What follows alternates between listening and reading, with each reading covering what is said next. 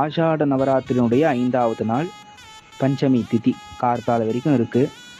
இந்த நாள் ரொம்பவும் விசேஷம். ஆஷாட நவராத்திரியில் அம்பாளுடைய ஜெயந்தி, அம்பாள் பிறந்த நாள் கூட இதை சொல்லலாம். அம்பாளுடைய அஷ்டோத்திரத்தில் ஆஷாட நவராத்திரி பூஜன பிரியாயி நமஹா அப்படின்னு ஒரு வார்த்தை.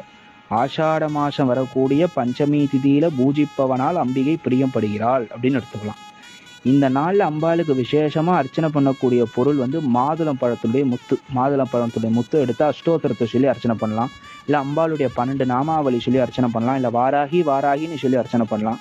இல்லை ஓம் ஐம் க்ளோம் ஆஷாட பஞ்சமி பூஜன பிரியாயே ஸ்ரீ மகாபாராகியே நமோ நமக ஓம் இதை சொல்லி அர்ச்சனை பண்ணலாம். அம்பாளுக்கு நைவேத்தியமாக என்ன வைக்கிறது அப்படின்னா, மிளகும் மாதுளை பழத்துடைய முத்துக்கள் சேர்த்தா தயிர் சாதத்தை நைவேத்தியம் பண்ணலாம்.